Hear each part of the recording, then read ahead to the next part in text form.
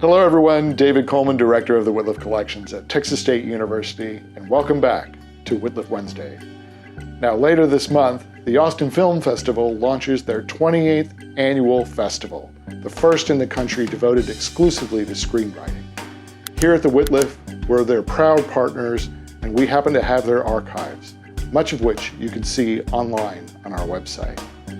For this episode of Wittliff Wednesday, we reached out to the festival and had them put together their own clip. They've gone through their archives and chosen a lot of their favorite scenes. So here we'll see Executive Director and co-founder Barbara Morgan introducing some of their favorite highlight clips. So grab some popcorn, have a seat, and enjoy. Hello, I'm Barbara Morgan, co-founder and Executive Director of Austin Film Festival. When you think of Austin Film Festival, what probably comes to mind is our event held in downtown Austin each October.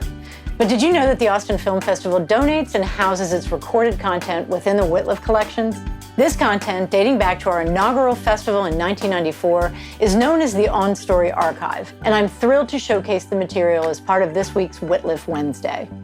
First things first, Austin Film Festival, or AFF, is all about story.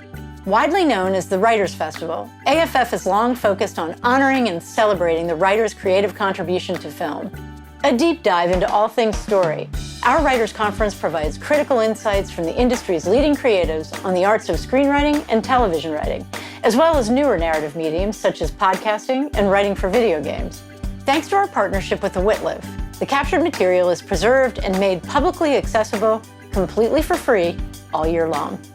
The content captured in the On Story Archive is unlike any other, as it details the oral histories from media creators as they speak to the process of bringing their stories to life. Topics range from pure explorations of the creative process to more poignant discussions that explore the art of breaking into the industry. All conversations are curated with the intention to honor the words of William Wittliff himself, to give people the courage to create. Speaking of Bill Wittliff, the following excerpt was recorded during his master class, featured as part of the first ever Austin Film Festival. Listen as Bill explains some of the key lessons he learned from writing classic work such as Lonesome Dove and The Perfect Storm. I don't believe it's possible to have an itch without the ability to scratch. I don't believe it's possible. I think everything comes with its opposite. Nothing exists in isolation. Nothing. Because there's no definition of it. Night has no meaning without both. Up next, acclaimed writer-director and native Texan Robert Rodriguez, known for his cult classic El Mariachi and his Spy Kids series, talks about creating worlds at the 2009 Austin Film Festival. People say you make such strange movies, and you make comedies for kids, you make violent action movies. When we look at them, they're all fantasies. None of my movies are realistic. Guys shooting machine guns through guitar cases, and a woman with a machine gun leg, you have no idea how she can fire it. It's all just unbridled movie making from the id. It makes sense the moment you're watching it, and then it makes no sense after. And it's just, it's like dream imagery. So yeah, you can get away with quite a bit, and it's an exploration of that I find fun. I never really wanted to live in the real world. I like just creating your own world and your own rules in the film world, and that serves as a catharsis for the audience. Screenwriter and producer Aileen Brosh McKenna is known for giving us the most feared boss in all of film, Meryl Streep's Miranda Priestley in The Devil Wears Prada. You know, the equation is ass plus chair. And if you can't get you have to go and sit in a chair. And that's, you know, when I started, I would set time limits for sitting in the chair. And that's without, you know, checking your email and surfing the net, you know, just even, and it doesn't have to be 7 hours. It could be an hour, 2 hours, 3 hours. But to me, is the most, there's no substitute for that. Beyond inspiration, material within the On Story Archive gets down to brass tacks of storytelling. No matter if a writer is struggling with topic, theme, character, structure, conflict, or dialogue, the On Story archival materials provide invaluable insights to help writers tackle the essentials and, as a result, develop their craft. Writer, producer, and director Ed Solomon wrote the script for the sci-fi blockbuster Men in Black. He shared some tips with AFF's audience on the art of writing genre. We are inventing. From this, we're inventing. It could be anything. It can be anything. So how do you ground it? You know, how do you make it? And you know, to me, I like to start with really a theme, and a theme which resonates with the characters. So there's an umbrella under which, you know, or a foundation, you know, on which you can build it. Polly Platt was an absolute pioneer for women in film.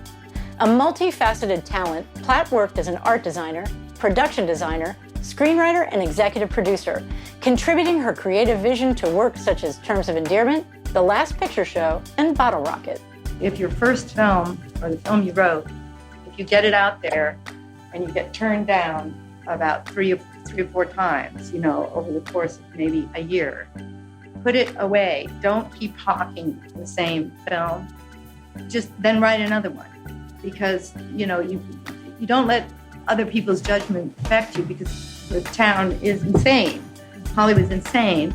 No one brings the action like writer, director, producer Christopher McQuarrie and his beloved Mission Impossible films. Yet no matter how big the action sequence, McQuarrie explains you cannot have a good action film without a story. I think that any great story is about some conflict, or some great conflict especially. And it doesn't necessarily have to be conflict of people trying to kill each other or people trying to steal something from other people, but as long as there's some central friction, like in Chinatown, there's even a conflict in a love story, and it tends to always move a story along just a little bit better. We know how a love story's only got two endings. It's got the happy ending and the sad ending. The conflict, we don't really know how it's going to affect those endings. Conflict always, at least to me, tends to add, is the thing that you're really focusing on, whether you know it or not. It's the thing that really adds the element of surprise to whatever the outcome is going to be. Where would the world of comedy be without Bobby Hill? No one has captured Texas, both its humor and its absurdity, quite like Mike Judge in King of the Hill. I don't believe in sticking to the script for the sake of sticking to the script, but for the sake of making it a better movie, if that's the better way to go, yeah. And there's less improv. I think it's like a catch-22 in a way. I think when you write, to me, what good dialogue doesn't seem written. It just seems like real people talking. It just seems like they actually just said that right then and there. But then when you write that way, people tend to want to think it's all improv. And some of the actors in Office Space, I've read some interviews recently where they're like, there's a couple of them were claiming were improv, and I was like, damn it, I went back to the script. I didn't come up with that. The On Story Archive is not afraid to dive deep into genre specific. Listen as comedy legends such as the late Buck Henry, co-writer of The Graduate, the late Harold Ramis, best known for his work on Ghostbusters, and Judd Apatow, writer of recent comedy blockbusters such as The 40-Year-Old Virgin and Funny People, discuss breaking into the competitive world of comedy. I think we should jump off and just talk about collaboration for a second, because I think we're sort of like close to that subject, Buck. For you, you've collaborated with some great people. You've collaborated with Mel Brooks. Tell us a little bit about that, the process of collaboration as a writer. Your idea, an idea you bring to somebody brings something to you. How does that process work? In truth, I hate collaboration. I'm not happy with the process of collaborating because either the person isn't as good as I am at what I do, in which case I resent his being there, or the person is better than I am at doing what I do, and I hate him for it. So it's a very solitary thing for me, and because in my heart of hearts I think of myself as more of a Shakespeare, Chekhov, Shaw, Kafka kind of guy.